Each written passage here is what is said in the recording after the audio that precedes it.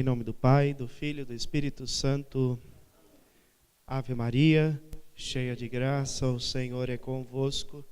Bendita sois vós entre as mulheres, bendito é o fruto do vosso ventre, Jesus. Santa Maria, Mãe de Deus, rogai por nós, pecadores, agora e na hora de nossa morte. Amém. Glória ao Pai, ao Filho e ao Espírito Santo.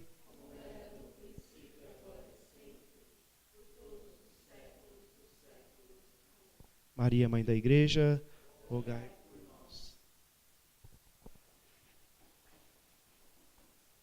Nós estamos nesta aula agora. A gente vai só recapitular um pouquinho a última aula, o último tópico que a gente estava discutindo, porque passou algum tempinho, né, da aula, então a nossa memória precisa atualizar, vamos dizer assim.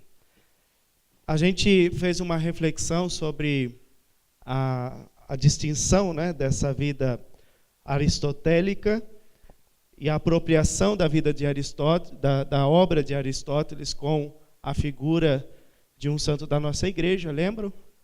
Qual que era esse santo? Trouxe a figura de Aristóteles, a filosofia de Aristóteles para a teologia.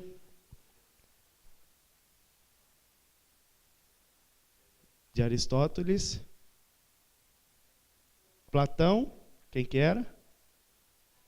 Santo Agostinho, né? Essa visão platônica, né? Quando a gente fala aquela questão do amor platônico, né? O que significa? Essa relação dos céus, né? É um amor que a gente vê um amor nas nuvens, né? Que foge um pouquinho da realidade. E essa relação dessa teologia a partir da obra de Aristóteles com a questão de São Tomás de Aquino, que, vamos dizer assim, ele trata das situações terrenas em vista daquilo que nós conceituamos, por exemplo, a questão da virtude. Então, o esforço humano para que possamos chegar a essa peregrinação, né, junto a Jerusalém Celeste, mas que passa pela via desse conhecimento a Deus, dessa via das virtudes. Então, essa distinção que a gente vai ver depois agora ainda, né, nessa aula de hoje, a vida da escolástica que toda está permeada, ora por Santo Agostinho, ora por Santo Tomás de Aquino. E aqui nós vemos que dentro da história da igreja, muitos homens e mulheres fazem parte daquilo que a gente pode definir como vida cristã.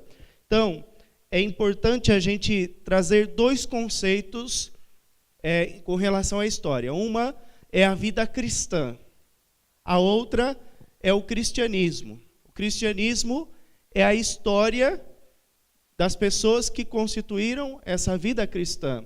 A vida cristã, ela é autêntica. São homens e mulheres que de tempos em tempos eles trazem o quê? Uma renovação. Como diz o Vaticano II, adornamento.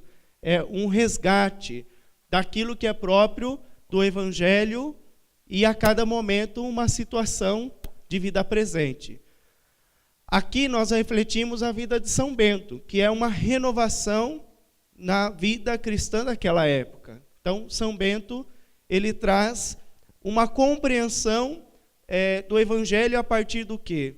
Da contemplação, da oração e do trabalho e do serviço. Então, São Bento, ele traz essas duas necessidades para a vida monástica, mas que também faz parte da vida cristã. Então, ele mostra, através de uma vida monástica, aquilo que também o povo de Deus é convidado a viver, a oração e também o servir. Então, por isso, a regra máxima da vida de São Bento é o ora et labora, reza e trabalha. Isso também na nossa vida, no cotidiano, ela também deve ser apresentada. Nossa vida deve ser vida de oração e deve ser também vida de serviço aos irmãos, o serviço do cotidiano, no trabalho. Então, ele traz esse resgate. Se, por algum momento, o trabalho, em algumas vertentes religiosas, ela foi vista como algo mal. Até mesmo São Paulo, no contexto bíblico da literatura paulina, ele vai fazer essa exortação com relação ao trabalho. Quem não trabalha também não deve comer. Porque existiam grupos que achavam, olha, como o Senhor está perto de vir, então não preciso trabalhar mais, vamos esperar o Senhor para que Ele possa vir, e assim nós o contemplaremos. E aí São Paulo, ele traz todas essas lições dentro da sua literatura paulina, e São Bento vai apropriar da vida de São Paulo, nesse sentido, em que ele vê a importância do servir, do trabalho, por mais simples que possa ser, por mais que aquela tarefa não pareça uma tarefa que esteja relacionada ao Evangelho, como, por exemplo, fazer um pão. A gente pode dizer, mas o que tem a ver fazer um pão com aquilo que é parte daquilo que é místico? São Bento, para ele, tudo. Porque a arte de fazer, de manusear aquilo que nós podemos chamar de ofício, de manual, também faz parte daquilo que é um exercício daquilo que é o ofício da oração. E por isso, quando a vida monástica traz a vida de oração, ela também o chama de ofício. É algo que é trabalhoso. A oração é um trabalho, é um trabalhar em relação a consigo mesmo nessa relação com Deus. Por isso, a oração também é um trabalho. Uma coisa não, ela está desligada da outra, segundo a vida monástica. Então, o ofício, ele pode se distinguir em dois momentos: oração e o trabalho. O ofício é um só. Tanto o trabalhar também ele é uma oração. E tanto a oração também é um servir e um trabalhar. Porque é um exercício. Isso depois também outros santos, homens e mulheres da igreja, vão trabalhar o conceito de oração como ofício, como trabalho. Então nós temos essa vivência da figura de São Bento. Eu sei que vocês têm, a comunidade tem como um dos baluartes, então sabe falar muito mais do que eu sobre a vida de São Bento. Como regra de São Bento, existe toda algo peculiar da vida de São Bento, que é interessante a gente rever. Então, quando vocês lerem a regra da vida de São Bento, existe alguns exercícios de vida de trabalho.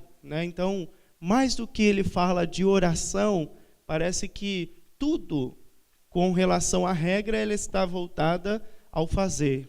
Embora é um fazer que está relacionado ao ser. Não é um ativismo. São Bento, ele é pelo contrário, ele é contra esse viés do ativismo. Mas em tudo que você vai fazer, você deve colocar a vida de contemplação e de oração sobre todas essas coisas. Então, a partir da experiência de São Bento, vão surgir outras ordens monásticas, outros homens e mulheres que vão trazendo essa espiritualidade da contemplação, da oração e do trabalho. Isso inúmeras, Os cistercienses, os cartuchos, outras ordens monásticas que hoje não são tão monásticas assim, por exemplo, a ordem dos premonstratenses, fundada por São Norberto, depois outras ordens que trazem também essa espiritualidade monástica.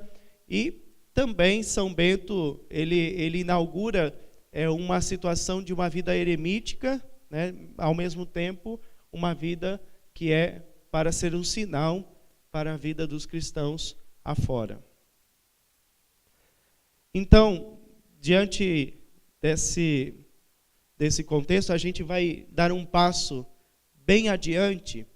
Do 480 a gente vai passar para o ano 1200, porque existe toda uma vivência dentro desse período que nós podemos colocar aqui a história de uma igreja que agora ela vai se organizar no aspecto litúrgico. Então nós temos, dentro do ano 500 até o ano 1000, uma grande organização litúrgica, organização pastoral da vida da igreja. nós temos a chamada Reforma Gregoriana, por volta do ano 1000, em que vai surgir os rituais penitenciais, os rituais da igreja, os grandes missal, o missal romano que já existiam textos de oração, que já desde o século III e IV já eram rezados, mas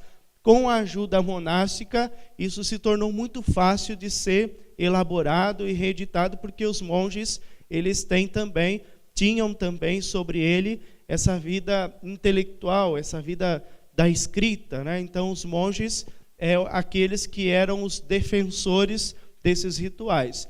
Dentro desse contexto, os rituais foram importantíssimos para a unidade da igreja, e ainda são. Por quê?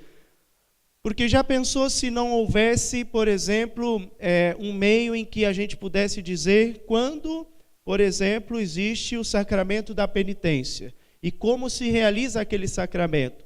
Os rituais eram um meio de trazer essa unidade, por exemplo, com relação ao sacramento da penitência. Então existiam os rituais. Desde da igreja em Roma, até mesmo fora, no norte da Europa, na Irlanda, existiam os grandes rituais penitenciais em que se traziam grandes penitências mesmo para aquelas pessoas que estavam dentro das comunidades cristãs. Então existiam, a partir daí surgem os manuais de penitência, de oração para as comunidades cristãs. Então, daí o Papa, ele vai organizar todas as situações. Isso com relação também à música, à arte sacra, em diversos aspectos da igreja, isso vai sendo organizado como uma preparação para aquilo que vai acontecer dentro da Idade Média, que é um período que podemos dizer assim, de grande organização na vida da igreja. Muitas pessoas criticam a Idade Média, colocando até mesmo como a Idade das Trevas, mas não existe período até hoje na humanidade tão organizado quanto a Idade Média. Em relação a tudo, a lei, a civilização, a questão da religiosidade, em relação à ordem pública, nós temos um grande avanço dentro da Idade Média. Aquilo que algumas ideologias colocam a Idade Média como Idade das Trevas, nós podemos inverter e colocar sim que a Idade Média foi a Idade da Luz, da iluminação do povo de Deus, dentro desse contexto. E aí ela surge como essa preparação com a reforma chamada Reforma Gregoriana. E aqui, por exemplo, surgem os chamados cantos, o canto gregoriano, não que não tenha surgido nesse momento, muito anterior, mas ele é apropriado com os textos, com uma organização para que a música dentro da igreja pudesse ter a sua expressão, a sua normatividade dentro da igreja. Então aqui vamos dizer assim, que nasce a música como algo próprio e fundamental dentro da vida da igreja. Depois, nós temos, por volta do ano 1200, as chamadas ordens mendicantes. Nós temos algumas figuras de alguns homens e algumas mulheres da igreja, em que, diante do contexto da época, eles vão trazer uma religiosidade que ultrapassa os mosteiros. Então aqui, não que seja uma recusa à vida monástica, mas é algo que ultrapassa essa religiosidade que mistura-se com a missão e a contemplação e a oração dentro do aspecto não somente monástico, mas fora, para o mundo. Então é um lançar-se da igreja para o mundo. Então a partir daqui nós temos a figura de São Francisco de Assis, que ultrapassa uma vida religiosa puramente interna. Então São Francisco é alguém que, vamos dizer assim, está liberto de uma situação interna para viver a missão de Jesus Cristo no mundo.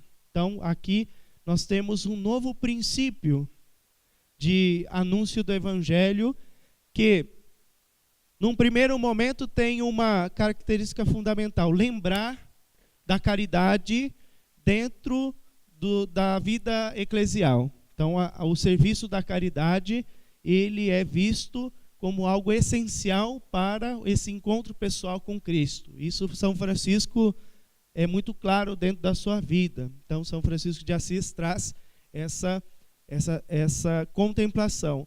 Ao mesmo tempo, nós temos a comunidade de São Domingos, que é uma comunidade puramente intelectual, que usa da palavra de Deus para anunciar às pessoas afora sobre o Evangelho. Então, aqui também nós temos um aspecto fundamental do anúncio do Evangelho. Se a palavra de Deus era algo exclusivamente interno aos templos, às catedrais, agora, a partir da vida de São Domingos, da ordem dominicana, nós temos o quê? Uma palavra que ela extrapola a vida da igreja e ela é lançada a partir do princípio evangélico, né? Jesus Cristo disse isso. Mas de tempos em tempos a igreja ela deve relembrar aquilo que é próprio do Evangelho. Então, por isso surgem essas ordens chamadas ordens medicantes. Então, São Francisco de Assis é esse expoente dentro da vida da igreja.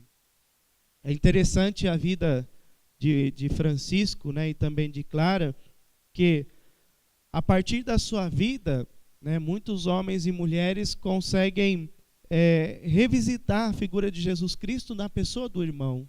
Então, o irmão que sofre, o irmão pobre, e é revisitado como a pessoa de Jesus Cristo. Então, é o princípio evangelho vivo na pessoa de Francisco de Assis.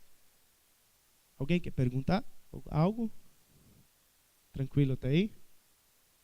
É lógico que aqui nós temos outros homens e mulheres que também estão nesse contexto que a gente, né, não consegue aí explorar tanto, né? Mas não só ele, depois a partir dele Santo Antônio, né, só temos a figura de Antônio, que era um agostiniano em que ele não se contentou com uma vida intelectual, uma vida conventual, e passou ao encontro que ele teve com Francisco de Assis. Ele se colocou mesmo como alguém que precisava sair, anunciar Jesus Cristo ao mundo. Então, vendo Francisco de Assis, um homem simples, pobre e humilde, e ele se fez ali nessa necessidade de também estar com Francisco. Interessante porque São Francisco, segundo alguns dizem, era uma pessoa extremamente, vamos dizer assim, de uma aparência feia, né? Às vezes a gente é descrito um Francisco bonito, né? Belo, com as vestes lindas, mas dizem que a veste de São Francisco era tão suja que tinha até piolhos sobre as suas vestes, né? E, inclusive, os frades, eles insistiam com Francisco, né? Porque São Francisco tinha as suas chagas e eles queriam ver as chagas de Francisco. Então, eles davam um pretexto para São Francisco de tirar as vestes para eles poderem ver as chagas. Mas São Francisco era um pouquinho mais esperto. Ele falou, não, pode deixar que outra hora eu tiro sozinho, ou quando tirava, né, muito de jeito bem discreto, né? Ele não mostrava e não queria de jeito nenhum também revelar essas chagas que ele tinha. Para ele não era um motivo de glória, né, mas era um motivo de sofrimento interno. Então não era uma situação de beleza como muitos veem. Parece que São Francisco gostava de apresentar as suas chagas, mas pelo contrário. Então era um homem maltrapilho, se fez também um mendigo para que ele pudesse estar junto com os outros pobres dentro dessa vida. E junto com ele outros homens e mulheres também, as damas dos pobres, né, as clarissas, também fizeram essa experiência. Então, um trabalho belíssimo da vida de Francisco que evangelizou o mundo. Evangelizou o mundo, a África. Santo Antônio, na primeira missão dele, ele dizia, vou para Marrocos. e foi, né? E chegando lá, ele ficou doente, e quando ele voltou, teve o naufrágio, né? Daí ele viu, nossa, olha, essa situação fez-me pensar que eu sou tão dependente desse Deus para anunciar, e eu quis anunciar por mim mesmo. Então, a partir de agora, que o Senhor possa me conduzir, não eu escolher aonde quero ir, aonde quero anunciar, mas que o Senhor possa me enviar realmente, e eu possa ser humilde e de se colocar a serviço de Deus e da igreja. Então ele viu essa primeira experiência como um entusiasmo, né? Como alguém que acabou de conhecer Jesus Cristo e quer anunciar Jesus Cristo a todos, que quer mostrar e revelar a palavra, né? Como a gente, quando está no início da nossa caminhada de fé, a gente faz cada loucura, né?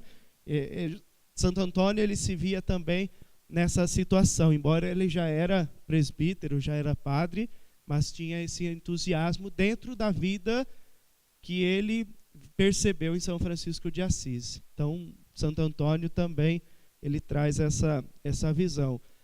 Francisco, por exemplo, ele, tão corajoso, mas ao mesmo tempo humilde, ele consegue evangelizar até mesmo um dos lugares em que, no período das cruzadas, era um lugar, vamos dizer assim, inabitado por um cristão, né? Francisco chegou aí à Arábia e lá conversar com um imperador muçulmano, e diante disso o imperador ficou entusiasmado com Francisco, porque como pode um homem se dizer cristão vir aqui me procurar para conversar, para bater um papo, né?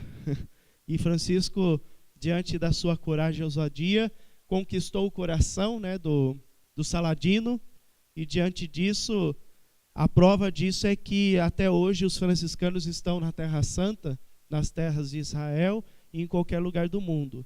Quando um muçulmano vê um franciscano, ele faz a sua reverência, porque Francisco e Saladino tinham uma relação muito bonita. Tanto é que nenhuma outra congregação religiosa faz esse trabalho nas terras de Israel, entre judeus e muçulmanos, como os franciscanos, eles que cuidam das custódias da Terra Santa até hoje, né? Justamente por essa disposição de Francisco e essa abertura que Saladino dá pela humildade de Francisco, né? Então, Francisco não venceu as cruzadas pela guerra, mas venceu pela humildade e pelo amor, né? Então, ele é um expoente dentro da vida. Em outras religiões, eles têm uma veneração muito grande à figura de Francisco. Alguém quer perguntar? Tranquilo?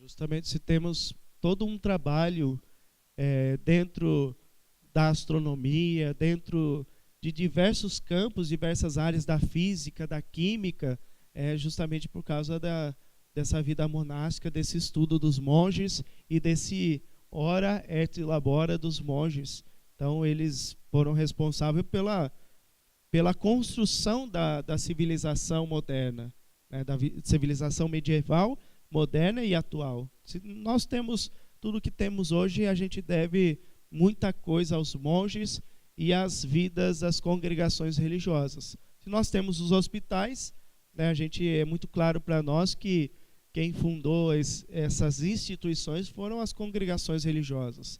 As universidades, como em Bolonha. É de Bolonha. Os franceses contestam, né? Contestam, dizem que é Notre Dame, né? Mas para os outros é Bolonha. E realmente Bolonha é a primeira. Depois a França foi esse expoente dentro da universidade.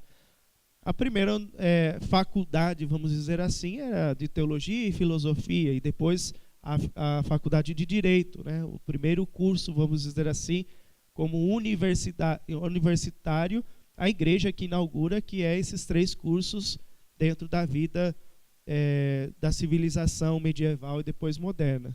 E depois outros cursos vão surgindo a partir daí. A física, a química são derivações da filosofia e da teologia, né? Tudo vai partir dessas relações entre teologia, a filosofia e depois o direito também. Então,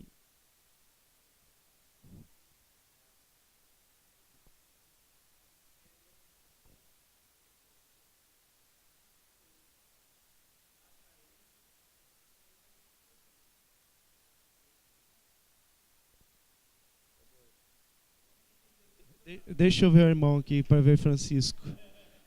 Ah, o irmão está aqui, irmão. Ah, o irmão Francisco. Por isso que é irmão, né? São Francisco, ele falava, oh, se eu chegar pelo menos o purgatório tá bom, né? Se ele pensava assim, né? Imagine a gente tão perdido, né? Ele tem os escritos dele, Dom Fernando, lá o nosso bispo, ele trabalhava muito essas situações, temas de São Francisco. Dom Fernando, ele escreveu uma parte dos escritos de São Francisco em português, né? Então ele conhece muito a vida de São Francisco e ainda é conventual, né? Ele dizia várias histórias dos franciscanos, entre elas os bandidos que se converteram, né? Foram lá 3 homens que queriam roubar, saquear, né, o convento dos frades, e chegando lá, foram na despensa, lógico, pegar comida. Chegaram lá, não tinha nada, não tinha nem sequer um pedaço de pão para muitos e muitos frades que estavam hospedados ali.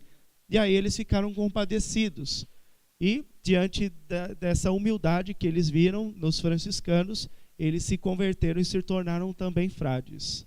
Então, as histórias desses 3 irmãos, bandidos que se tornaram frades. Muito bonita a história, tem todo um desenrolar dessa situação, né, quando eles veem os irmãos franciscanos que nada não tinham, e quando tinham alguma coisa, vinha alguém e pedia aquela comida para eles, né? Então essa humildade, esse despojamento que os franciscanos tinham.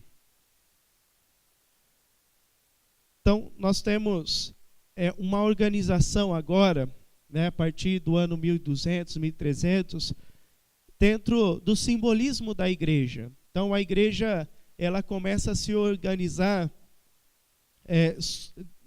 com uma solidez naquilo que significa a hierarquia da igreja. Vai se organizando as congregações religiosas, os mosteiros, as dioceses, os episcopados, que num primeiro momento aqui ainda, eles estão totalmente ligados à hierarquia imperial do rei, né? Então, o rei e o bispo, ele tem essas consagrações muito próximas, então uma estava ligada à outra, mas existia também essa subordinação ao Papa, né? Então tem essa relação com o Papa. Se o rei não estava ligado ao Papa, o bispo era convidado a ter a sua organização independente do rei, né? Então existia essa relação, né, do Papa, do bispo e do rei diante dessa soberania. Depois, aqui nós temos esse chamado período escolástico, o período das escolas. Aqui nós podemos dizer que surgem essas universidades a partir de expoentes da igreja, homens e mulheres, homens e algumas mulheres da igreja que fazem essas escolas, tirando ali, dentro de uma apologética, vamos dizer assim, situações da teologia que são discutidas. Questões, por exemplo, a questão da existência de Deus. A gente vai ver um pouquinho do conhecimento sobre Deus. Aquilo que nós temos no Catecismo da Igreja foi algo que foi alvo de discussões e mais discussões durante um bom tempo no período da escolástica, e agora no Catecismo está tudo bonitinho para nós, né? mas que foi situações que foram amplamente discutidas. Questões sobre devoção, sobre aquilo que depois foi colocado como dogma, a Imaculada Conceição, a Assunção de Maria, entre outras discussões. O período da escolástica vai trabalhando tudo isso. E aqui, sempre naquela tensão entre uma visão neoplatônica, uma visão agostiniana e uma visão tomista. Então, ou uma situação em que se traz uma relação intimista da relação com Deus, ou uma relação externa dessa relação com Deus. Então, a igreja vai unir essas duas coisas, e aí os padres, homens e mulheres da igreja, fazem essas discussões. Aquilo que nós temos os textos desses homens, esses professores da época, monges religiosos, eles são tratados de forma que era chamada de disputácio, né? Era disputa mesmo em relação a questões de fé. Então eles realmente debatiam, até mesmo diziam uma situação em que se falava contra a fé para que eles pudessem debater e afirmar as razões daquela situação em relação à fé. Então, por exemplo, o conceito de igreja. Então, alguém ia lá e falava algo sobre a igreja, e aí existiam as contestações de acordo com aquilo que se sabia da igreja. E aí entrava aquelas situações que a gente estudou lá no início da apologética, que é a lógica. Então se faziam deduções lógicas, claras, expositivas, para que pudesse ser conhecido aquele termo, aquela questão dentro da teologia. Então a gente vai ver alguns expoentes dentro desse período da escolástica. O primeiro que a gente pode mencionar é São Tomás de Aquino. São Tomás de Aquino, com certeza, foi um dos que mais escreveu sobre temas sobre a igreja. Então não existe uma pequena obra, né, o César tem, né, a obra pequena, que é a Suma Teológica, que é um compilado de pelo menos 5, 6 livros, mais a chamada Suma contra os Gentios e outras obras e escritos que ele foi escrevendo durante o tempo. Eu fico pensando o tempo, né, que ele foi escrevendo tudo isso, né? Imagine aqui pelo menos 4 livros igual a esse, né? 4.500 páginas escrevendo sobre tudo o que você pensar. Qualquer tema em relação à religião, à fé cristã, está lá, né? São Tomás de Aquino sempre responde, né? Então, não tem aquele Pergunte e Responderemos lá do Bittencourt, muito pequeno em vista do Pergunte e Responderemos de Tomás de Aquino, que fala sobre tudo. Embora é uma linguagem bem rebuscada, né, uma linguagem bem intelectual, mas é uma obra que trouxe uma base para a vida da igreja. Então, tudo aquilo que a gente pode pensar e refletir, a gente recorre a São Tomás de Aquino para que a gente possa tentar responder a questões sobre a fé, sobre Deus, sobre a igreja. Ele tem sobre tudo aquilo que é possível pensar. São Boaventura, aqui da escola franciscana, ele tem também diversas obras. Num primeiro momento, eu posso dizer que quase todos eles vão tentar responder a uma questão existencial, né? O conhecimento sobre Deus, a existência de Deus. Então aqui provavelmente existiam aí vertentes que tentavam negar a existência de Deus.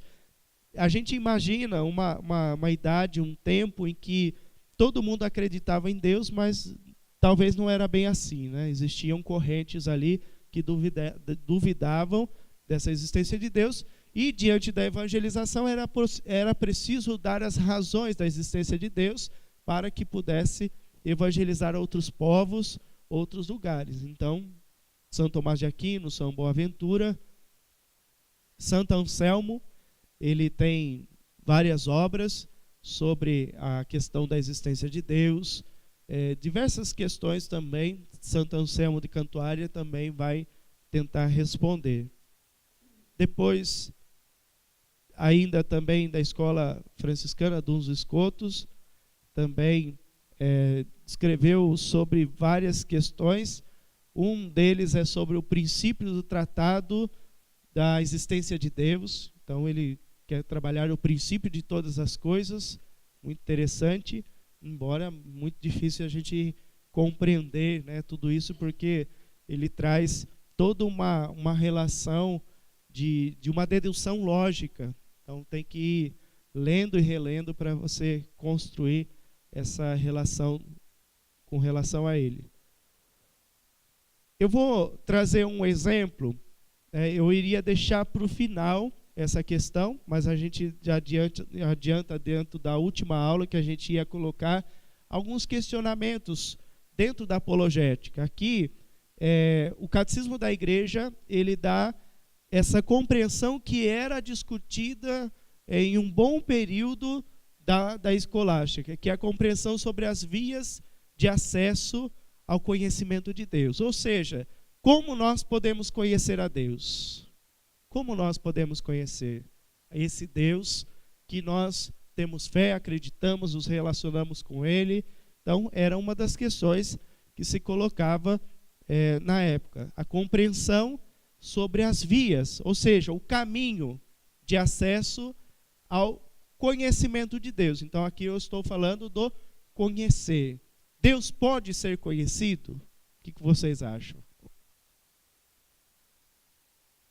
Sim, né? Sim, vamos ver essa questão aí do conhecimento de Deus.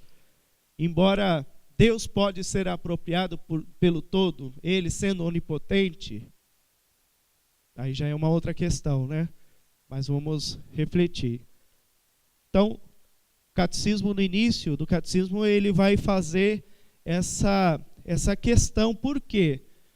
Porque se Deus pode ser conhecido, então o catecismo ele é algo de credibilidade. Agora, se não pode ser conhecido, então o catecismo ele não serve para nada. Então, porque o catecismo ele parte dessa revelação divina e a partir disso ele vai dar as razões da nossa fé, que é a profissão de fé.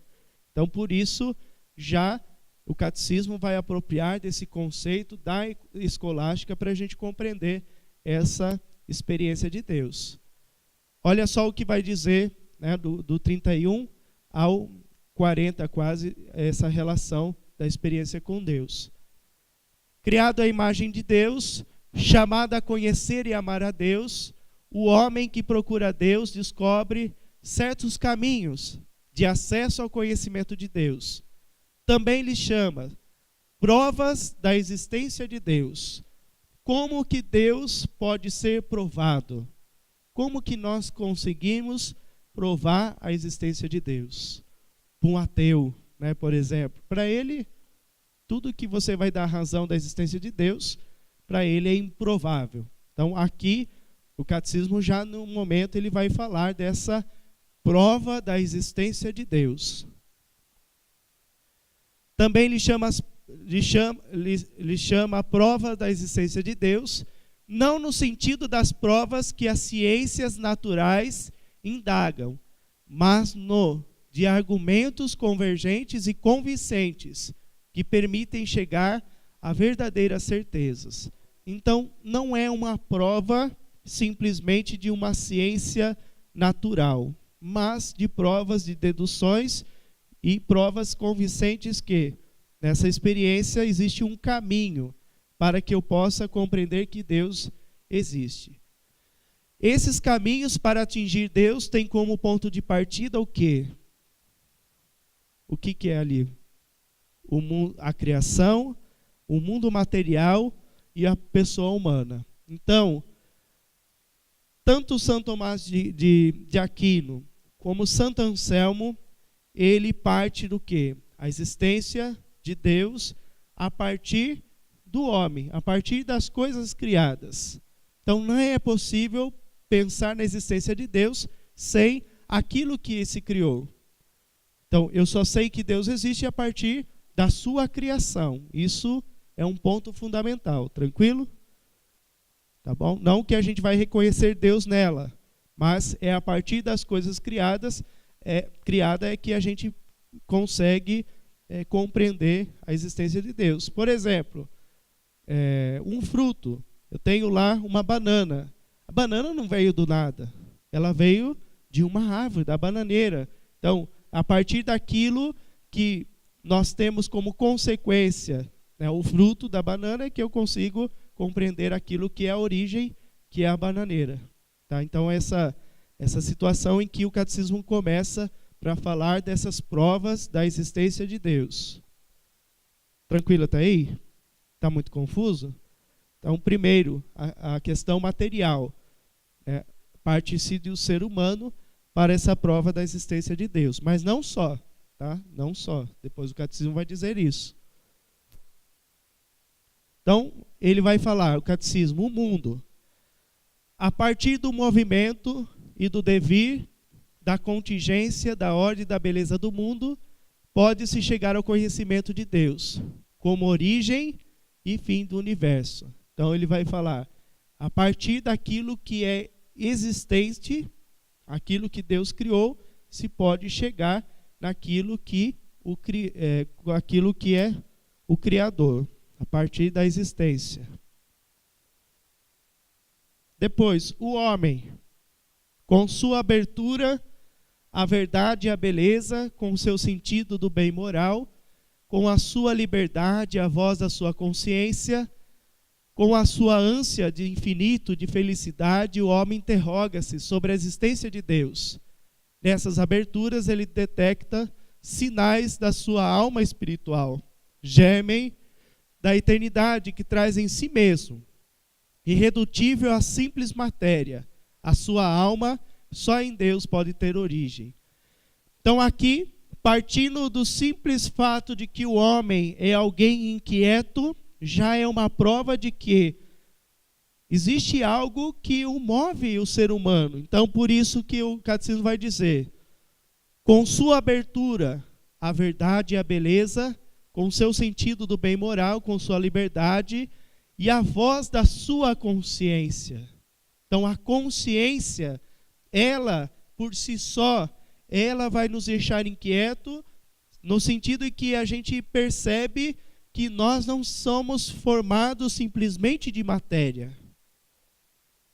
Se nós temos algo a mais do que matéria, né, nós somos dotados de alma, então nesse sentido nós não somos simplesmente um corpo orgânico. E aí entra o sobrenatural em nós.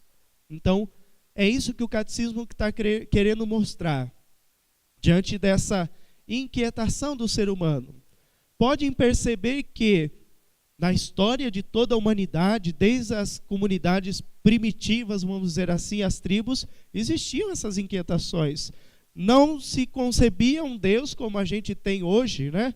Mas sempre se delegava alguma situação, às vezes natural, como sobrenatural, essa procura antropológica que o ser humano tem de buscar esse Deus, aquilo que o criou, né? Então, a própria história da humanidade já vai mostrar que o ser humano, ele realmente ele procura aquilo que o criou, né? Aquilo que é o sentido da sua vida. Com sua ânsia de infinito e de felicidade. Então o homem tem essa ânsia, essa procura, né, por algo que transcende a si mesmo. Então essa ânsia, seja pelo pretexto, por exemplo, da felicidade, né? Se eu perguntar para vocês, quem quer ser feliz? Ninguém aqui? Todos nós, né?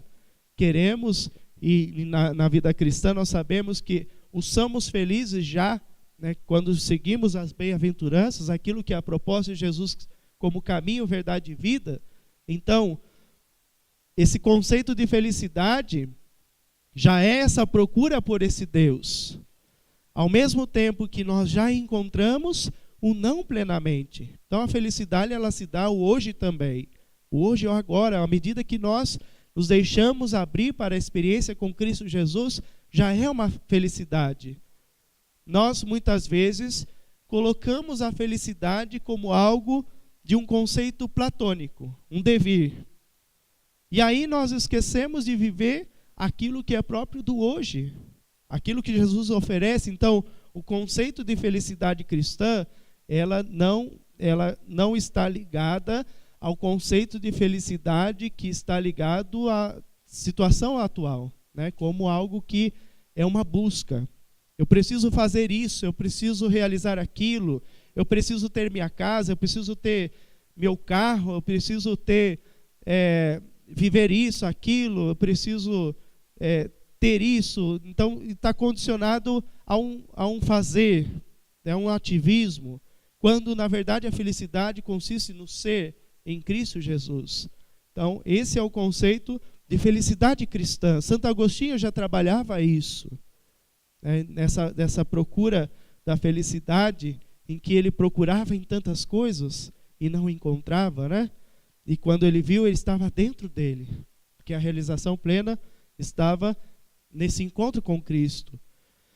Então, simplesmente pelo fato de se desejar no ser humano, essa busca por algo que o transcende, já é uma prova dessa existência de que há algo maior do que eu, né? Então, esse Deus em nossa vida. O homem interroga-se sobre a existência de Deus. Então, o simples fato de interrogar já é uma prova de que Deus existe. Simples interrogação ou uma simples negação já é a prova de que Deus existe. Porque se eu estou negando, significa que ele pode ser afirmado. Então, parece uma coisa muito óbvia, mas para a escolástica, a própria fato de negar Deus já é a prova de que Deus existe. Eu estou negando. Então, o fato de negar significa que é possível ele ser afirmado. Então, me desculpe os ateístas, né, aqueles que não acreditam em Deus, o simples fato de negar significa que ele expõe que Deus pode existir. Não para ele, mas existe. Nessas aberturas, ele detecta os sinais de sua alma espiritual, germe da eternidade que traz em si mesmo. Nós carregamos esse germe de Deus dentro de si mesmo, irredutível à simples matéria. A sua alma só em Deus pode ter origem. Então, por mais que a gente possa buscar a origem do ser humano em uma matéria, ela nunca vai ser complementada em simples matéria. Ninguém é possível vir do nada. Então, por isso, já também se prova uma das vias do acesso e da prova da existência de Deus. Alguém pode ler? O mundo e o homem atestam que não têm em si mesmos nem o seu primeiro princípio, nem o seu fim último, mas que participam do ser em si, sem princípios, nem fim. Assim, por esses diversos caminhos, o homem pode ter acesso ao conhecimento da existência de uma realidade que é a causa primeira e o fim último de tudo, e a que todos chamam Deus.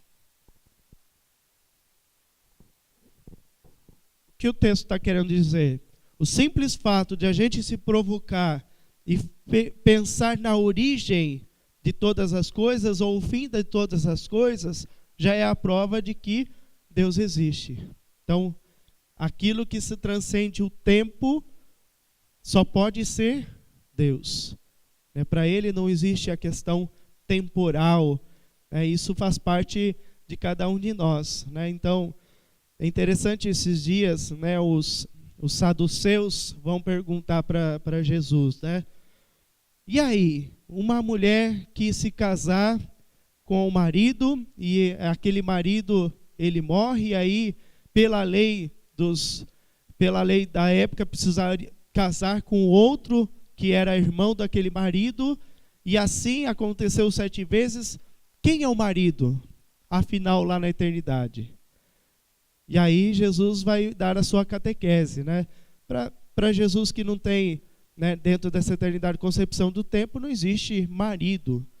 Aquilo que é próprio da eternidade transcende aquilo que é sentimental. Sinto muito, mas o Anderson e a Patrícia, lá no céu vai ter o mesmo sentimento por cada um dos outros. Porque na eternidade não existe esse sentir que é próprio de um amor esponsal, mas existe essa unidade com Deus que transcende tudo aquilo que é o sentimento humano. Aquilo que nós passamos aqui entre o sentimento de amor, de ódio, de raiva ou de felicidade é puramente terreno. É para que a gente possa o quê? Diante desse anseio da nossa vida, a gente transcender para aquilo que é o ideal, né? É a eternidade. Né? Porque se existisse sentimento dentro do céu, então ainda haveria a possibilidade de eu sentir o ódio, sentir o amor no céu. Isso não existe. Né? Existe essa relação única com Deus, essa comunhão única. Deus é amor. Então, se eu estou junto de Deus, eu sou esse amor na eternidade. Então, não existe essa questão temporal, nem essa questão sentimental no céu. Então, por isso, a igreja sabiamente diz que a Patrícia e o Anderson vai estar casados até que a morte os separe. Até que a morte os separe. Depois, e aí, essa vivência em que tudo é consolidado, né? Se for para o céu, né? Se for para o céu, vai, né? Com a graça de Deus. Tá lutando. Vamos lá. O Anderson, o César fala assim, o Anderson com certeza vai. O Anderson com certeza. Eu estou fazendo a leitura do César, né? Fazendo a leitura do César. Não que eu penso assim, viu, Patrícia?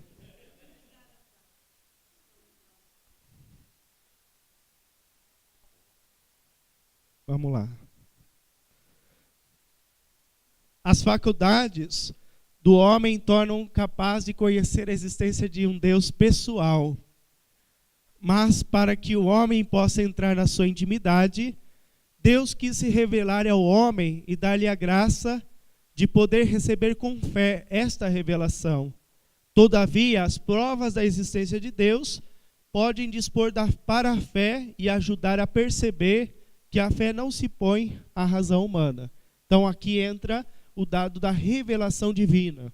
Deus já deposita no nosso coração esse anseio de conhecer. Então existe um encontro de Deus com o homem. E nessa relação Deus sempre se dá a conhecer. Não há ser humano que não possa acolher a revelação divina. Não há ser humano. Não há ser humano que possa estar disposto a acolher a graça de Deus. Porém, ele precisa, na sua liberdade, o acolher. Porque Deus sempre age na vida de qualquer um. Por mais difícil que seja aquela pessoa, né, Deus sempre age na vida daquela pessoa. Então, a existência de Deus, ela já é concreta na vida da pessoa. Então, a pessoa basta o quê? Fazer essa experiência dessa abertura. Os meios para que se possa conhecer a Deus, ela é diversa. Deus sempre dá um jeitinho, né? De que a pessoa possa fazer essa experiência com Ele, de diversos modos, de diversos jeitos. Se a gente perguntar aqui também, né? Como você fez essa experiência do encontro pessoal com Ele, cada um fez de um jeito. Cada um fez de um modo diferente. Porque não existe regra pessoal para que as pessoas possam fazer esse encontro com Cristo, ela é diversa. Então, por que isso? Porque Deus sempre se revela. E o momento em que a pessoa pode deixar se encontrar, ele transcende o espaço, o lugar, né, e o momento.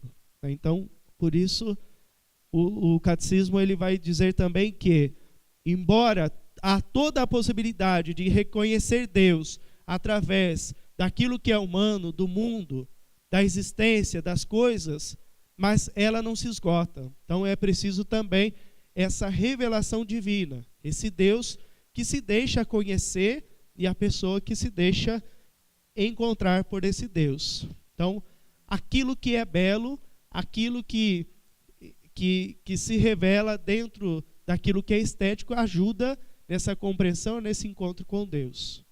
Isso é a compreensão da escolástica, né? E que nós trazemos dentro do catecismo da igreja. Alguém quer perguntar? Tranquilo, tá aí? Pode perguntar, gente. Vamos lá, então. Depois, uma situação interessante dentro desse período, que a gente chama de período da escolástica, é essa relação aristotélica. Aristóteles trabalhou a ética a Nicômaco, uma obra filosófica que ele trazia os conceitos de ética. Os padres da escolástica, os monges, trabalharam essas vias para esse encontro, esse caminho, né, esse caminho de vivência pessoal com Cristo, através daquilo que ele chama de virtudes. Então, a partir daí vai se apropriar, por exemplo, o conceito das virtudes cardeais. Quando a gente fala de virtudes cardeais, aquelas virtudes que nos orientam. Quais são as virtudes que nos orientam? Dentro da perspectiva bíblica, nós temos as virtudes teologais. Quais são? A fé, esperança e caridade. Então, São Paulo trouxe para nós essas virtudes teologais, as virtudes que nos dão realmente essa compreensão dessa vivência com Cristo. A fé, a esperança e a caridade. São Paulo vai dizer que a maior delas qual que é? A caridade, o amor, né? Essa não passa. A esperança, ela vai passar. Por que ela vai passar a esperança? Porque quando encontrar-me com Deus não há mais esperança. Já encontrei com Ele. Né? A fé também não, porque ela vai passar. Se eu estou junto de Deus, não é preciso ter mais fé. Eu já acredito, já estou em Deus.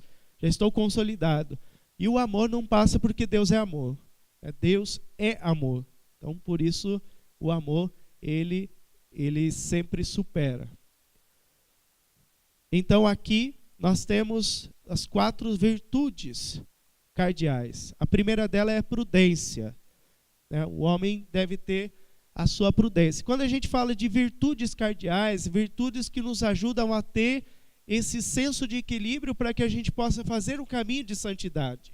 Então, se eu tenho prudência, essa prudência, então eu sei os limites, né, da minha vida para que eu possa viver a santidade. Então, a prudência é importante. Né, como uma criança que vai lá, pega a parede lá e coloca a mão na tomada.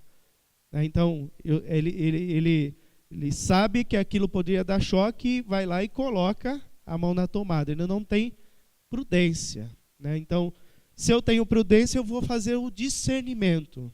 Então, para que eu possa fazer o discernimento, eu preciso ter a prudência. Então, eu vejo aquilo é essencial para a minha vida. Então, a prudência implica o quê? Um exame de consciência. Então, todas essas vias de regras dentro das virtudes cardeais, elas implicam o quê? Esse exame de consciência para que eu possa fazer esse caminho que nos leva à santidade. Então, esse é o caminho que a escolástica pede, e Santo Tomás de Aquino trabalhou muito bem. Né? Tem grandes obras sobre as virtudes. E é bom sempre a comunidade cristã sempre trazer o conceito de virtude. Lá dentro da formação, no seminário, um dos primeiros aspectos que a gente coloca dentro da vida, na regra da casa, é a vivência das virtudes. Então, a gente vai expondo a importância das virtudes. A prudência é uma delas.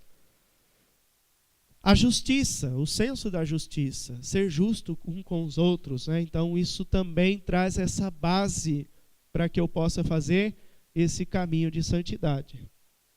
Depois, a outra. Alguém sabe?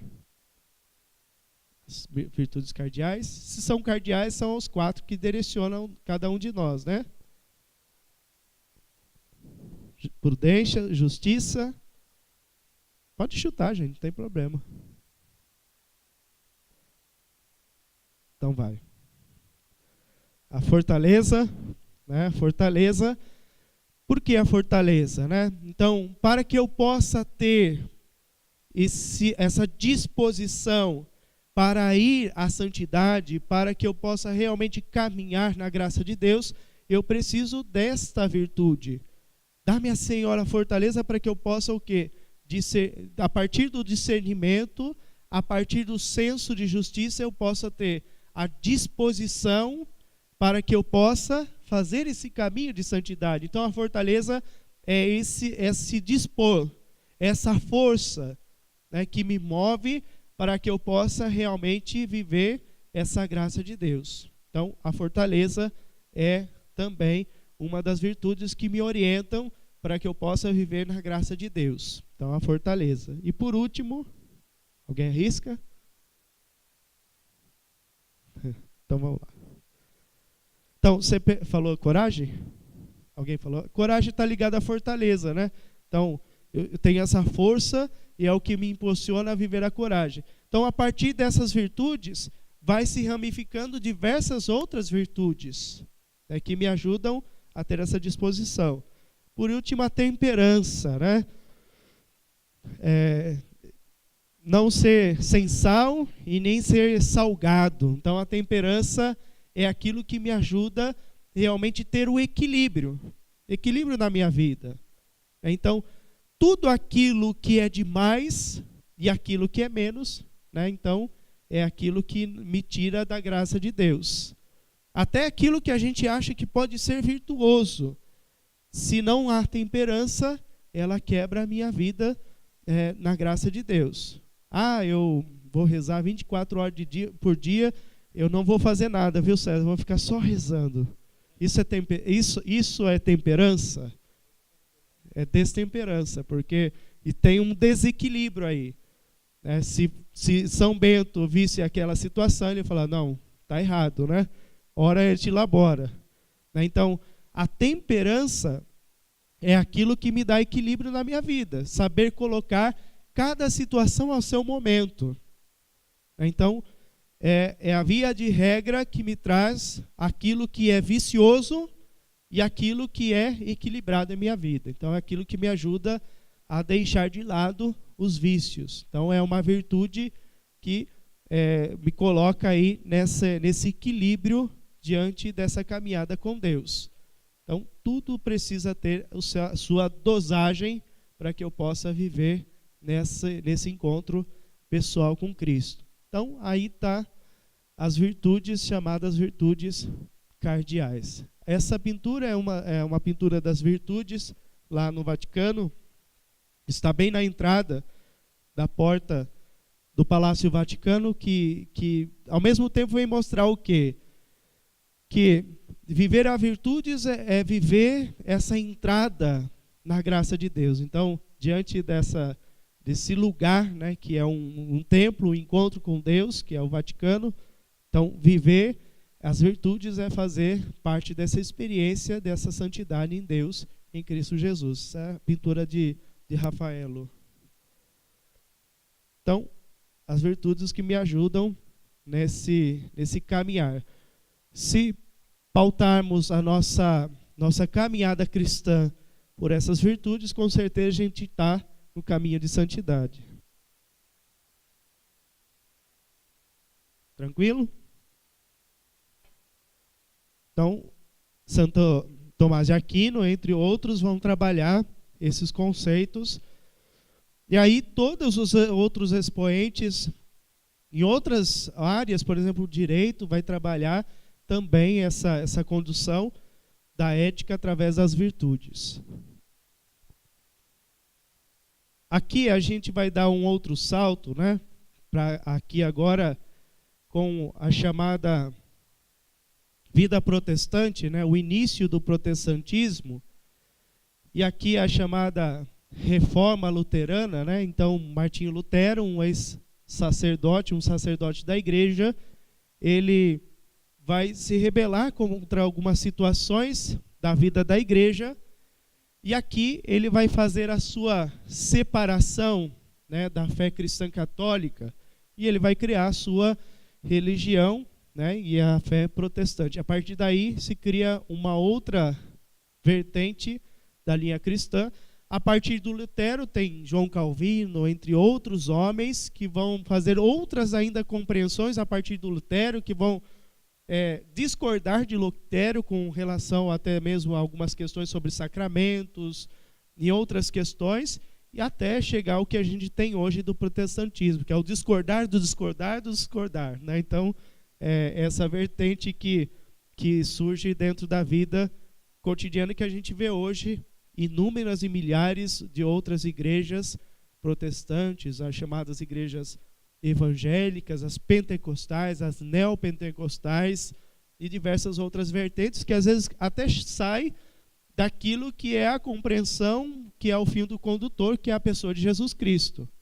Se você pega, por exemplo, os testemunhos de Jeová, não tem essa compreensão de Jesus Cristo como Senhor. Então já sai totalmente aquilo que é a compreensão de uma fé cristã. Então, Martinho Lutero, ele faz essa revolta contra a igreja, né? Então, ao invés de se juntar, de ajudar nessa vida cristã, como outros homens e mulheres provaram com a própria vida aquilo que é próprio da reforma, né? Então, São Bento também fez uma reforma, não precisou contestar a igreja. Ele, com a própria vida, ele mostrou o anúncio do evangelho. São Francisco também fez isso. Entre outros homens e mulheres da igreja fizeram essa reforma da igreja sem sair dela, né? Pela própria vida, pelo próprio testemunho. Mas assim o fez o Martinho Lutero. E a gente também pode ver com um sinal, vamos dizer assim, positivo, né? Porque de todo mal, diz o catecismo, Deus pode transformar um bem. Então, a partir disso, a igreja ela faz a sua reforma. O que para muitos era uma contra-reforma, para nós é uma reforma, porque a gente não fez uma reforma anterior. Lutero pensou em fazer a sua reforma, mas é o seu início de um protestantismo. Por isso que alguns livros da vida cristã, do cristianismo, colocam reforma e contra-reforma. Para nós, não pode ser chamado de contra-reforma. É uma reforma única, a partir também de algumas experiências protestantes que estavam muito ligadas à Europa, à vida cristã. Então é preciso dar resposta. Então aqui a apologia à fé cristã católica, com relação àquilo que vai vir nesse tempo.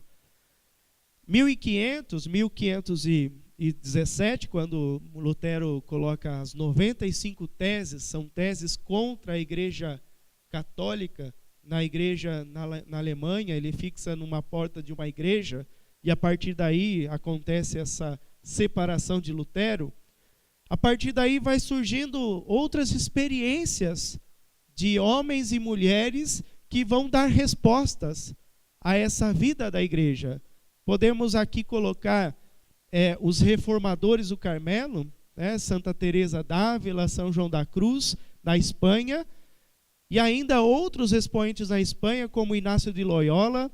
Inácio de Loyola, ele era um guerreiro, um cavaleiro, e diante de um momento em que estava lá se sentindo numa crise, né, de identidade, vamos dizer assim, ele corre para uma gruta e se refugia naquele lugar, e lá ele faz a sua experiência com Deus e vive num momento, vamos dizer assim, no eremitério. Lá ele escreve os chamados exercícios espirituais, os exercícios espirituais de Santo Inácio, e diante daí ele sai daquele lugar com a experiência, essa força viva da igreja para evangelizar. Funda a chamada Companhia de Jesus, que o Brasil praticamente foi no início evangelizado pela companhia, homens que eram valentes, guerreiros, combatentes, mas agora não de espadas, mas com a palavra, o anúncio do evangelho, foram capazes de transmitir a mensagem ao mundo inteiro.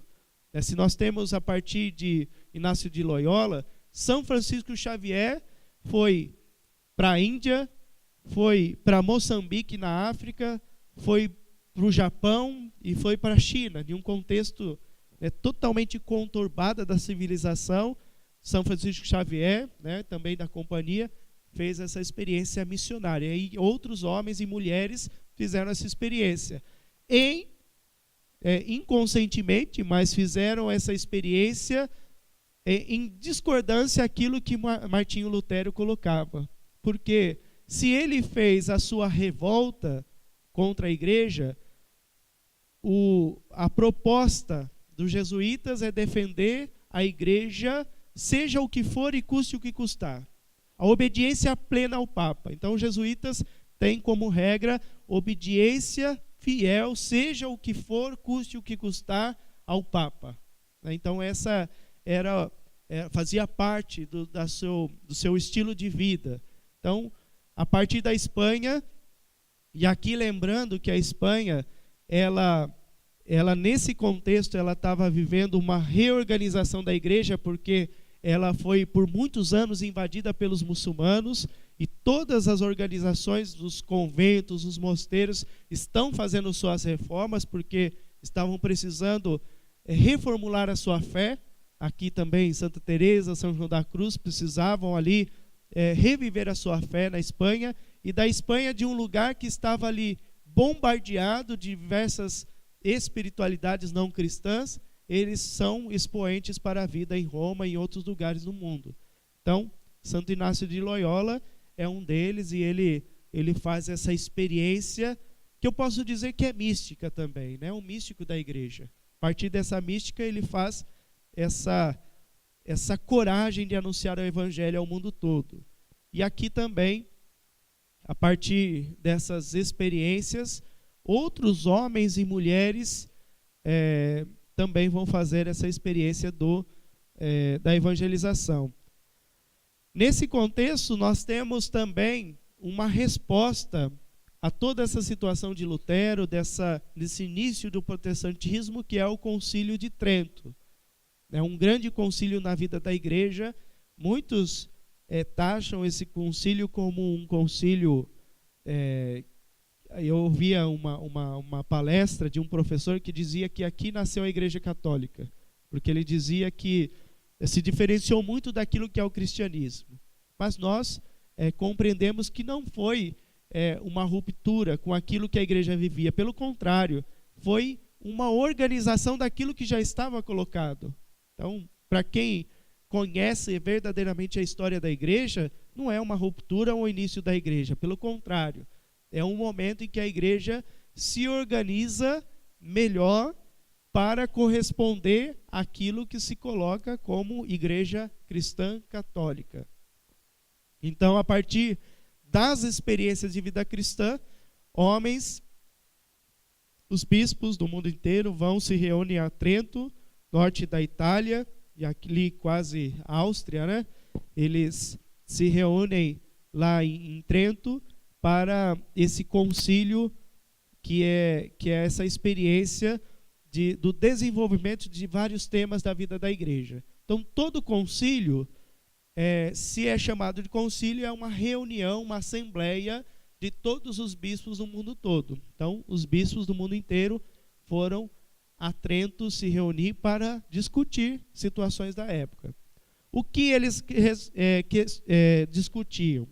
Por exemplo, olha para você ver como é a organização de Trento, né? Então, tudo aquilo que a gente vive na igreja está dentro dessa organização tridentina de Trento, né? Primeiro, vamos falar, por exemplo, da organização dos sacramentos. Então, nós temos os sacramentos da igreja. Nós sabemos que os sacramentos são bíblicos, já existiam. Porém, eles são sistematizados para que a gente pudesse compreender melhor. Se a gente tem o sacramento do batismo, o próprio fato de, por exemplo, ter a aspersão da água, se considerava um sacramento. Então, a partir do Concílio de Trento, se vai colocar quantos os sacramentos? 7. 7 sacramentos. Não que a igreja inventou que existiam 7. Foram as compreensões dos sinais de Jesus Cristo na vida da igreja. Então, são 7 esses sinais. Quando a gente fala sinal, né, é essa experiência de Cristo na nossa vida. Então, os 7 sacramentos.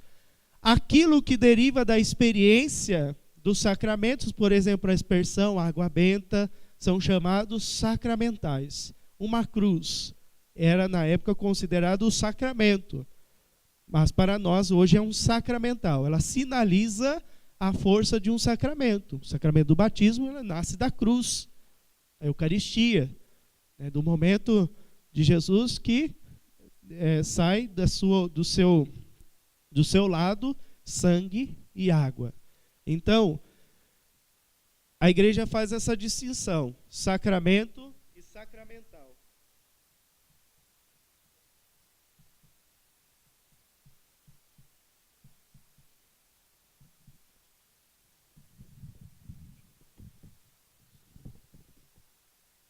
Sacramentais. Então, uma das questões que foram bem discutidas dentro do concílio é essa relação. O que é sacramento? O sacramento é um sinal da presença de Jesus Cristo ao mundo.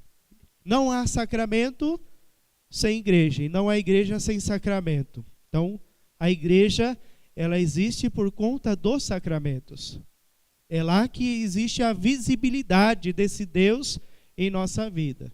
Então, os 7 sacramentos são uma das questões. Se fala muito das questões, por exemplo, da Eucaristia. Se tem um tratado da Eucaristia. Se fala da transubstanciação.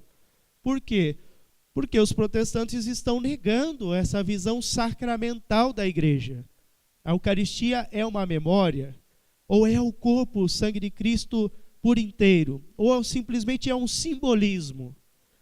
Então, a igreja precisa dar resposta. Não, a Eucaristia não é um simbolismo. É a memória, a presença real de Jesus Cristo em nossa vida.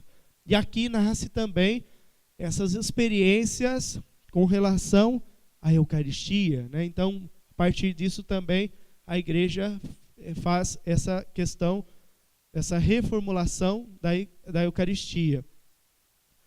A organização litúrgica da Eucaristia.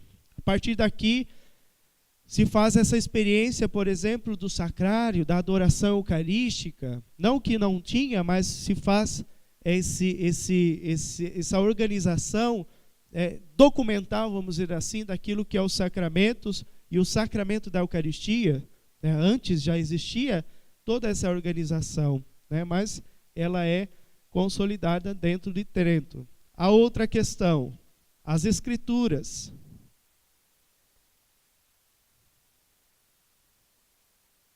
Se consolida aquilo que significa a canonicidade da igreja. A gente estudou já nas primeiras aulas, né, os livros canônicos. Né? Quantos são os livros do Antigo Testamento? 40 aí? 40 aí? Olha lá, hein? Do Antigo Testamento.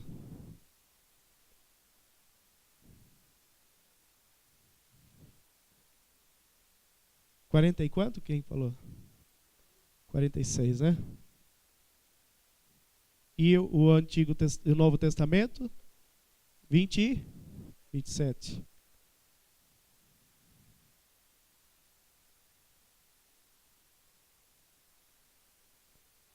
Então nós temos os livros da Escritura, Antigo Testamento e Novo Testamento. Os protestantes, eles colocavam o quê? Que existiam menos 7 livros, pelo menos, das Escrituras. Por quê? Porque alguns livros eram mal interpretados por eles. Então, eles achavam que eram divergentes. Por exemplo, a Carta de São Tiago, Lutero rasgou fora e falou: eu não quero esse livro. Por quê? Foi praticamente isso, né? Por quê? Eles colocavam... Difícil viver. Por quê? Porque ele tinha um princípio. O princípio dele era sola gratia, sola escritura e justificado somente pela fé, sola fide.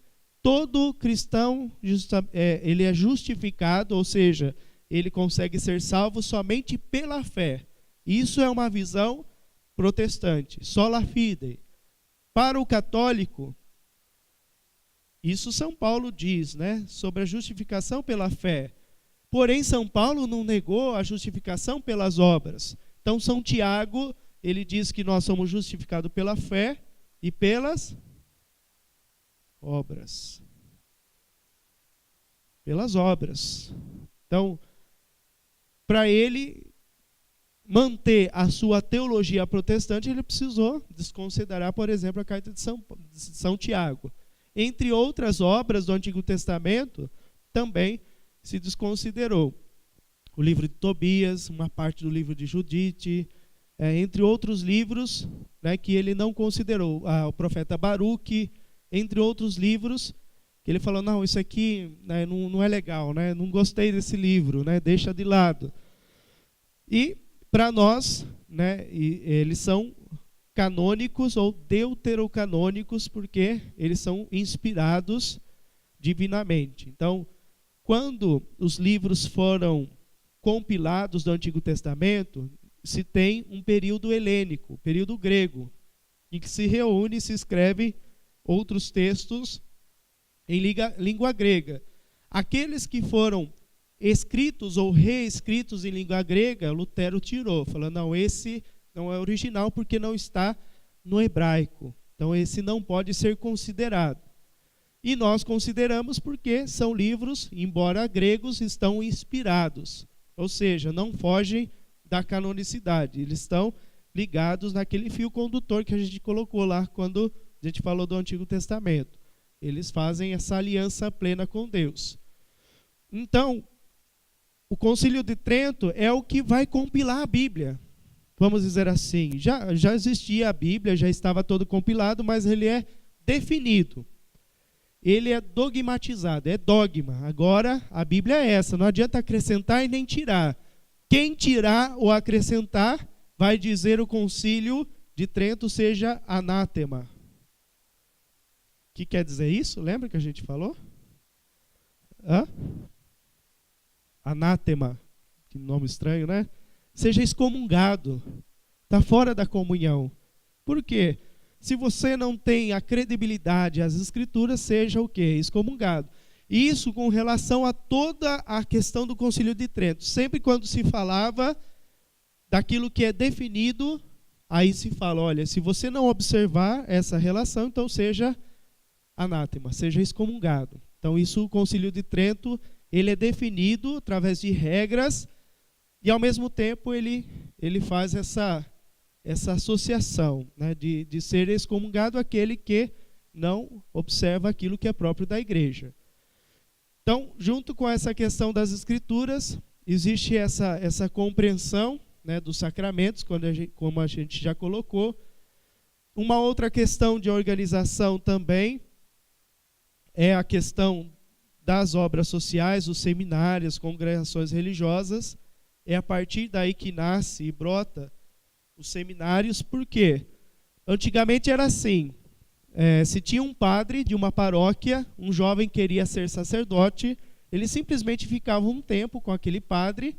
Quando aquele padre achava que era oportuno ele ser ordenado, levava para o bispo dava o aval e era ordenado. Isso, o que trazia consequência? Uma má formação do clero, né?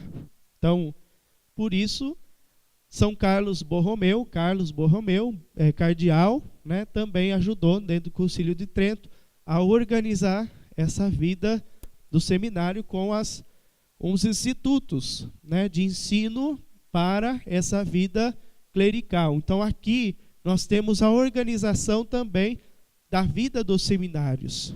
Então, existe também essa organização na vida dos seminários. Também nós temos, dentro do Concílio de Trento, a organização dessas congregações religiosas. Então, é definido ali a organização desses grandes conventos, como que se dá essa organização. Se dá também a organização papal, então se já sinaliza aquilo que depois o Concílio Vaticano I vai definir, que o Papa é infalível, embora aqui não no sentido de dogma, mas se pede essa questão do sinal do Papa com o seu primado. Então, onde não tem Papa, não é possível ter concílio. Então, por isso se reconhece só concílio quando existe o Papa.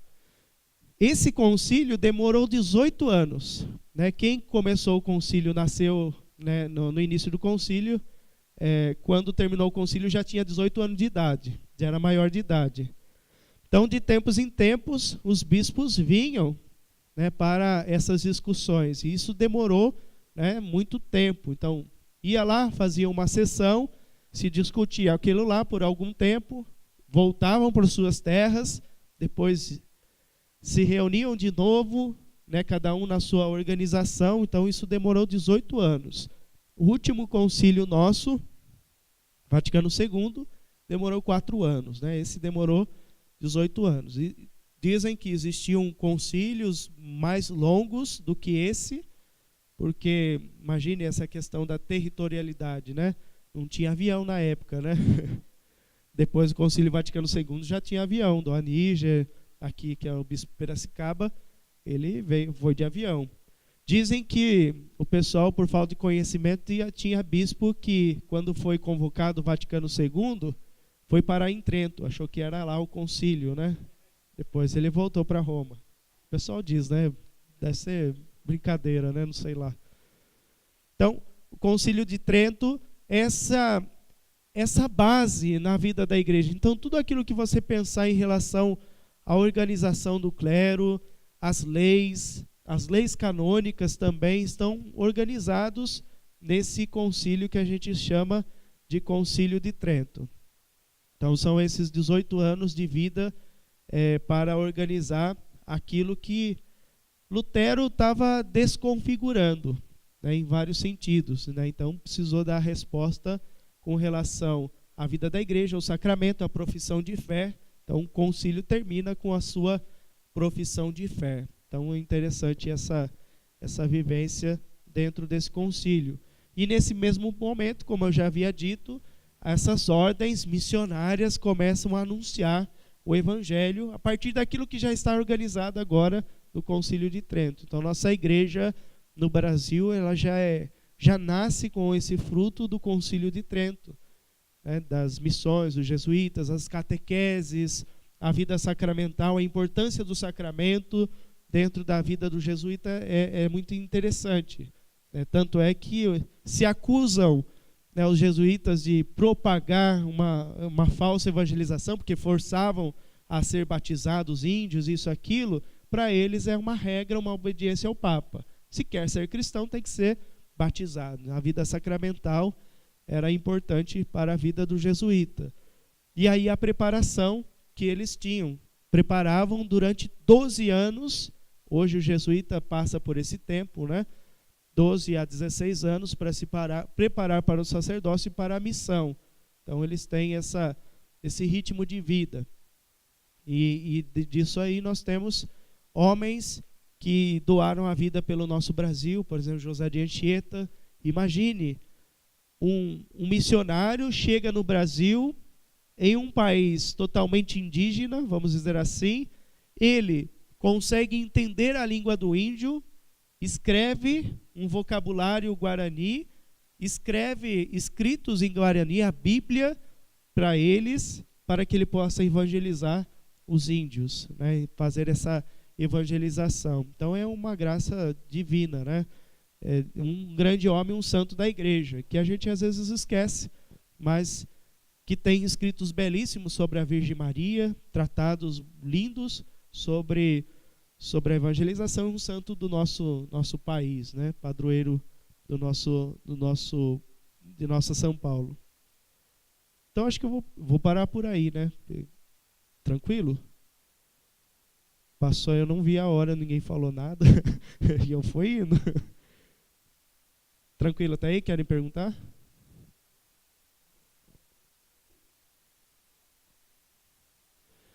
Eu não disse, né? Então, a principal questão é que ele via, e era pertinente, né? Era, por exemplo, essa questão exagerada dos óbulos que existiam na época. Então, por exemplo, Se hoje nós temos o chamado óbolo de São Pedro, né, que é o óbolo em que a gente faz a oferta espontânea para o Vaticano, e o Papa faz lá a sua oferta de caridade, faz os trabalhos de caridade, existia uma grande exploração das relíquias, as grandes relíquias que existiam na vida da igreja, e aí se fazia, através dela, vamos dizer assim, esses pagamentos para orações, para indulgências. Então, as indulgências eram dadas segundo o pagamento, então não havia necessidade de orações, ou simplesmente se comprasse aquela relíquia, ganhava a indulgência. Então, não existia essa organização da igreja. Por isso o Concílio de Trento vem organizar isso. E também as ordens religiosas ajudam nesse sentido. Mas se perdeu o controle. A igreja, o Vaticano estava sendo erguida, né? Paulo III estava erguendo a igreja São Pedro em Roma. Então se cobrava altas taxas dessas indulgências para que eles pagassem e construíssem a igreja. Então Lutero foi vendo toda essa situação, né? Então isso criou para ele uma revolta, não só dele, mas como diversos outros grupos. Se fala de Lutero, mas existiam grupos, movimentos fortes, né, que não concordavam com isso. Então, no primeiro momento, vamos dizer assim, existia uma sensibilidade, porém, ele se apropriou dessa sensibilidade para viver uma situação ali que era própria de uma religiosidade que ele pensava segundo ele, né? Então, não tinha essa clareza da obediência religiosa. Então, no primeiro momento, ele quer mostrar esses, vamos dizer assim, possíveis erros da igreja, né, com relação às indulgências e outras situações. Depois, a falta da compreensão dos sacramentos. Para ele, nem tudo era sacramento, e até mesmo se sabe que, até mesmo parece que a Eucaristia para ele não é algo sacramental. Ele não se dá a importância ali, da necessidade ali sacramental, embora reconhecia e nominava o batismo e a Eucaristia como sacramento. Então, essas dúvidas que pairam. Tem um filme do Lutero, não sei se alguém assistiu, alguém já viu já? Parece que ele, até mesmo na sua primeira missa, ele duvida um pouquinho dessa existência da Eucaristia, né? Ele é um pouquinho balançado. Então, é uma questão mais existencial do que uma preocupação meramente dessa relação da igreja. Isso parece, não sei dizer com clareza, né? É o que é percebido na figura de Lutero. Então, essas inquietações que ele foi vendo, e ele resolveu seguir outros caminhos, como eu disse, né? Se homens e mulheres fizeram outros caminhos, como Teresa d'Ávila, João da Cruz, Inácio de Loyola, São Carlos Borromeu, Roberto Bellarmino, também teólogo, cardeal da igreja, ele ajudou a reformular o Concílio de Trento, muito importante para a época. Homens que ajudaram na igreja. Ele simplesmente trouxe essa questão da revolta, né?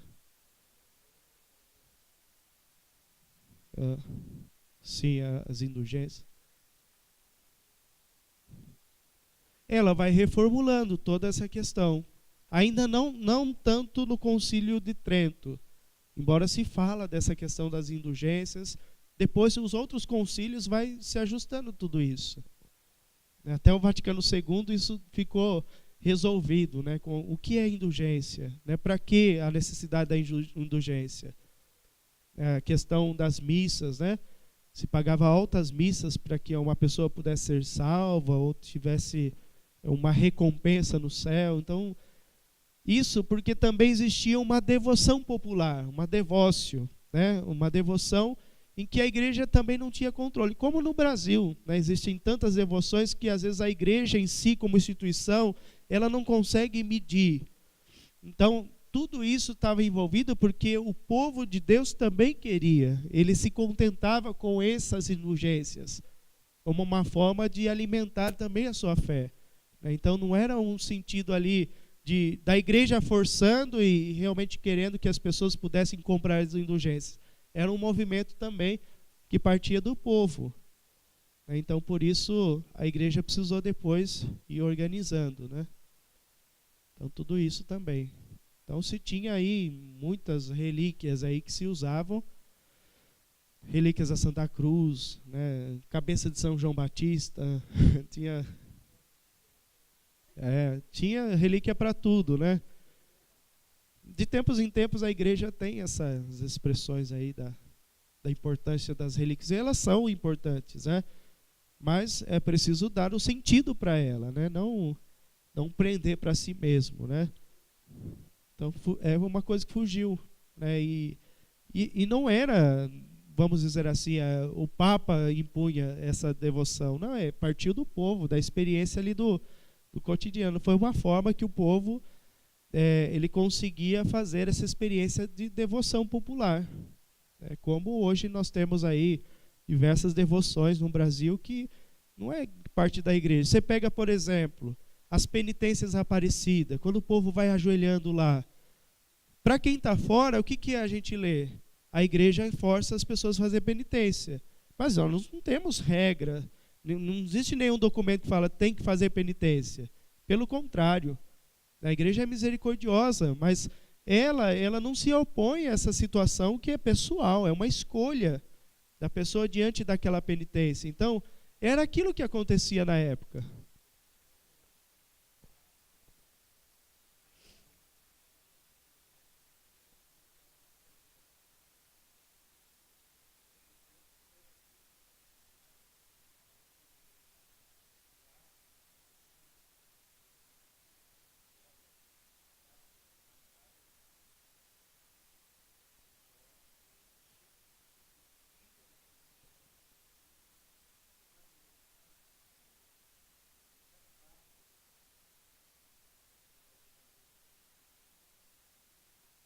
Você pega o povo de Pirapora, né, que vai para Pirapora, às vezes nem tem religiosidade, nem católico vamos dizer assim, né?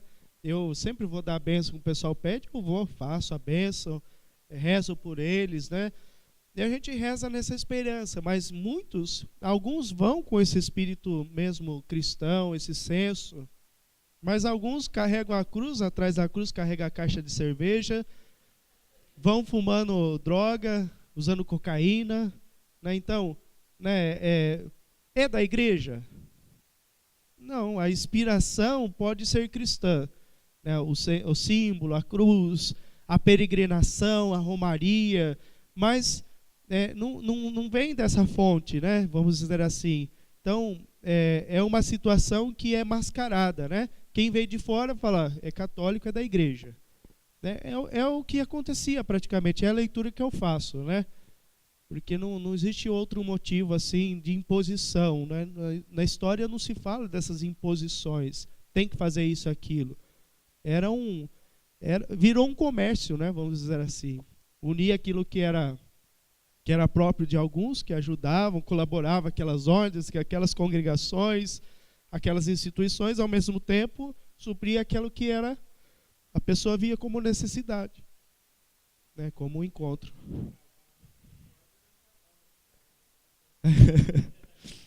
Então é isso, gente. Vamos rezar? Tranquilo? Querem perguntar mais alguma coisa?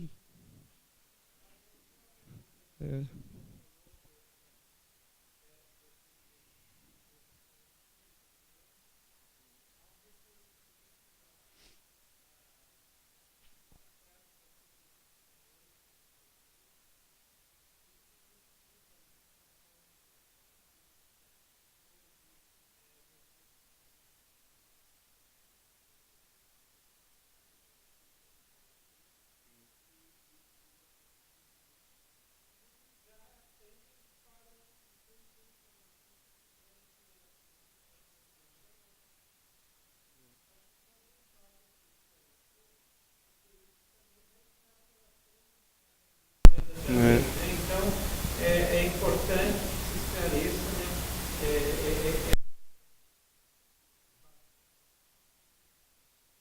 né? Então, a partir desse momento de Trento, se colocou essa organização das intenções, né? Então, a reforma litúrgica, na época, foi muito grande.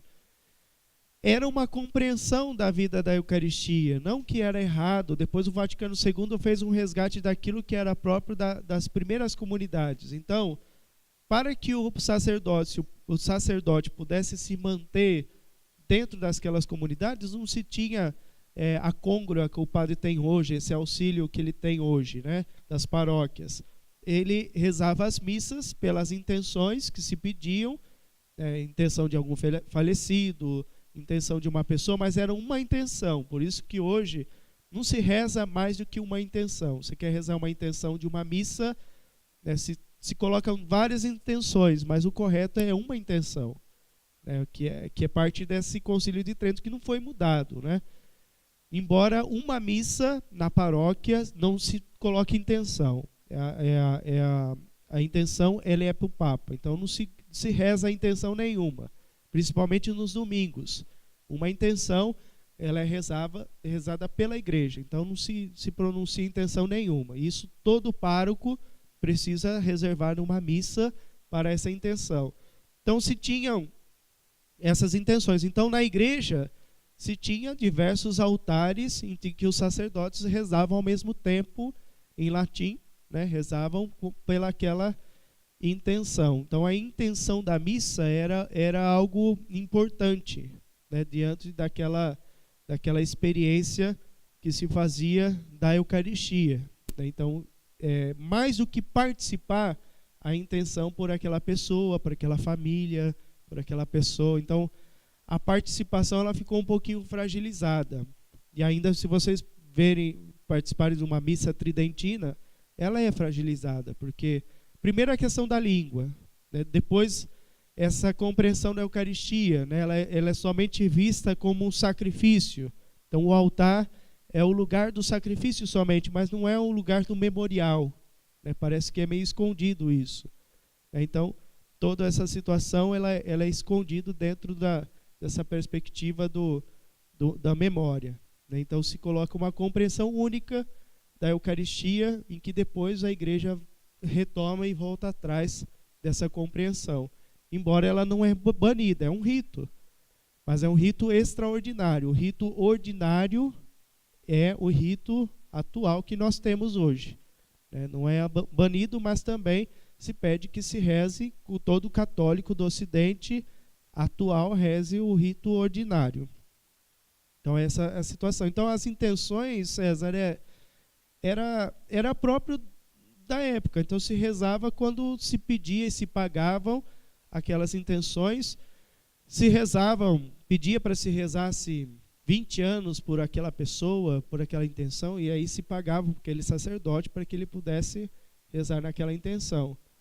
E aí a igreja ela vai organizar, por exemplo, o máximo de missa que um sacerdote pode rezar. Então, por isso, se deu um basta nessa questão das intenções, quando a igreja fala, olha, o padre, num dia, ele pode rezar no máximo 2 missas no sábado, 3 missas no domingo. Isso com autorização do bispo.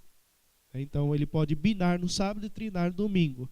Mais do que isso, não é conveniente o padre rezar. Isso por causa dessas intenções e dessas espórtulas que os padres recebiam com as intenções. Então, o padre não poderia ficar o dia inteiro lá rezando missa para suas intenções, né? Então, era essa compreensão que se tinha. Não sei se...